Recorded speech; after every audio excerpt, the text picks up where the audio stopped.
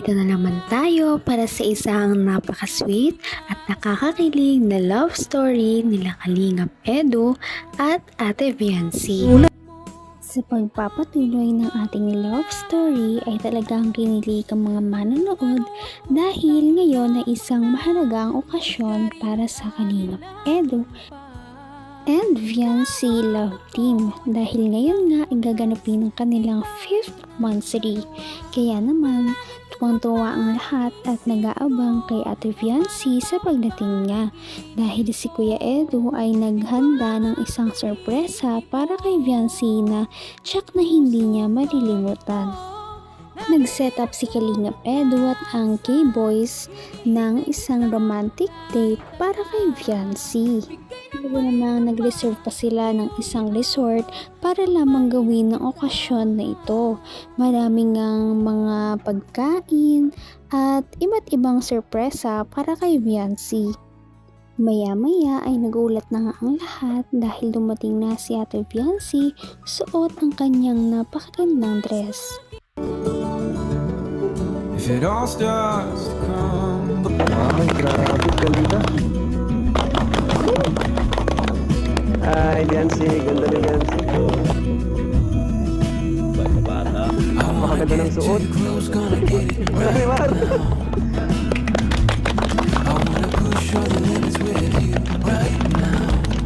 Isa pa, sasabihin ako sa'yo. Ayan. Mahal kita.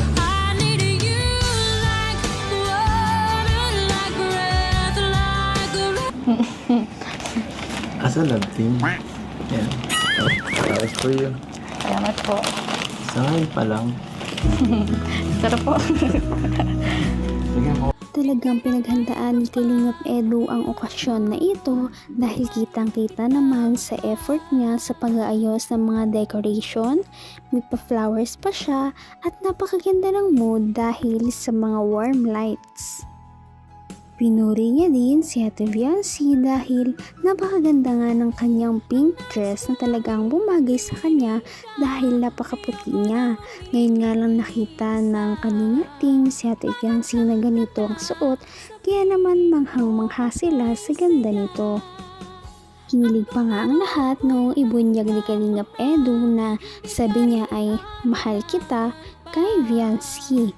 Kaya naman kinilig si Viancy noong time na yon. Ngunit sabi naman ni Kalingap Edu ay mahal kita as a love team, kaya naman nagtawanan ang dalawa. Pagkatapos noon ay kumain na sila. Tibok ng puso. Matagal. Lalo akong humaling. Humaling sa'yo. Sisimula na naman po kayo. Ano? Sa tinagal-tagal ng panahon, wala ka man lang bang naramdaman ka? Kahit ano?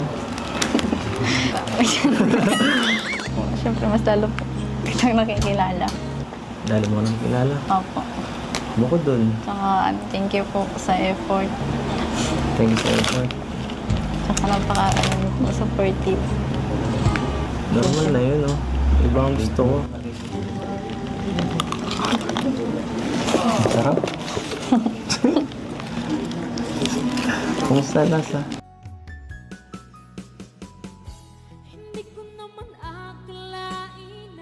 Talaga namang kinilig ang mga viewers dahil sa mga punchline at banat ni Kalingap Edu kay Viancy. Si Viancy naman ay kitang-kita rin ang pamumula at kilig dahil sa mga sinasabi ni Kalingap Edu. Dahil nga sa sobrang effort ni Kalingap Edu ay nagpasalamat si Viancy sa kanya dahil sabi niya na hindi niya daw inaasahan na magiging ganon ang kanilang pag-celebrate. Akala niya daw ay simpleng pagkain lamang ang mangyayari. Kaya naman nagpasalamat siya kay Kalingap Edu sa effort na yun.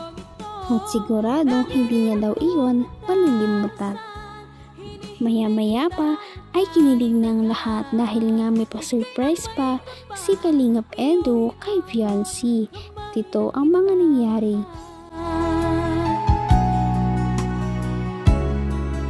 3, 2, 1, go.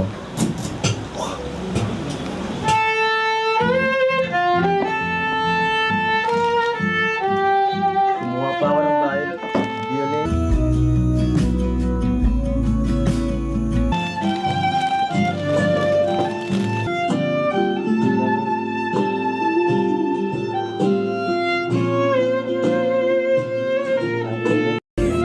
Napakaganda.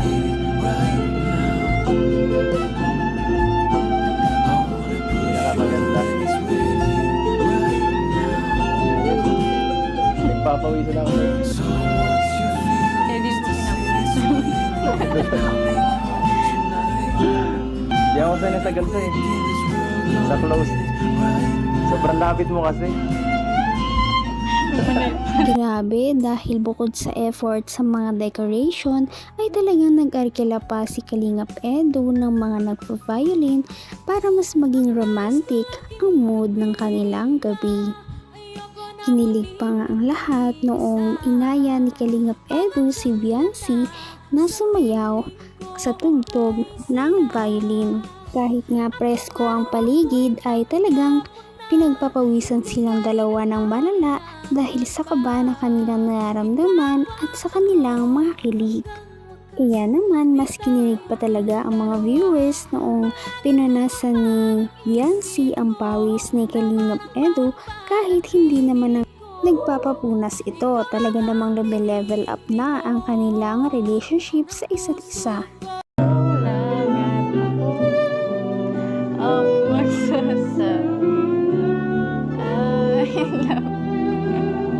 Tambiro.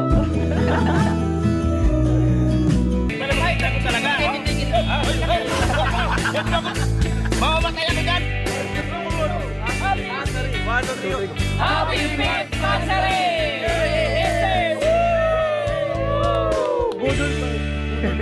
Ayan. NC Marathon. At ang daming cake, tinan mo. Oh, alin dyan? Lahat yan sa kanila? Kapataba. Uy, congratulations. 300,000 subscribers. Congrats po sa 300k subscribers. Deserve niyo po yun kasi napaka-asipag niyo po mag-scout. Ang dami niyo pumututulan kahit mainit, umulan. Yan po. Pagkatapos ng kanilang romantic dinner ay kumain na rin talaga ang Kalingap team na kanina pa naghihintay at nanonood sa mga sweet moments ng dalawa. Pagkatapos din nito ay sinelebrate din ang pagka 200k subscribers ng channel ni Kalingap Edu. Nagpasalamat sila sa mga supporters na walang sawang sumusuporta kay Kalingap Edu at sa kanila. Ang galante pa nga ng mga sponsors dahil napakaraming cake na pinadala at may mga money bouquet pa na higit sa 10,000 ang halaga. Pagkatapos ng kanilang selebrasyon ay umupo muna si Kalingap Edu at si Viancy sa labas upang makapag-usap-usap ng silang dalawa lamang. At dito may nabunyag na sikreto. Sino ba yung tinutukoy mong crush mo? Sinong secret? Hindi ako maingay. Hindi ako... Kahit sino pa yan. Kahit si Arjun pa yan, okay lang. Ano? Talaga po, hindi po kayo magselos? Hindi. From yan. Lalaki siyempre. Ano pang katangian? Bukod sa lalaki. Tahimik po. Tahimik. Sino bang mga tahimik sa atin dito? Madami din. Ano ba? Mabait. Ano ba yan? Cute po. Cute. Cute. Cute? Ay, ano ba? Ano ba yan? Para naman tayo matatapos dito. Anong oras na, oh? Ha? Sino? Wala po. Grabe nga ang revelasyon ngayong gabi dahil inamin na ni Viancy na ang kanyang matagal ng crush ay walang iba kundi ang kanyang ka-love team na si Kalingap Edu. Talagang na-develop na rin ang kanyang feelings para sa binata.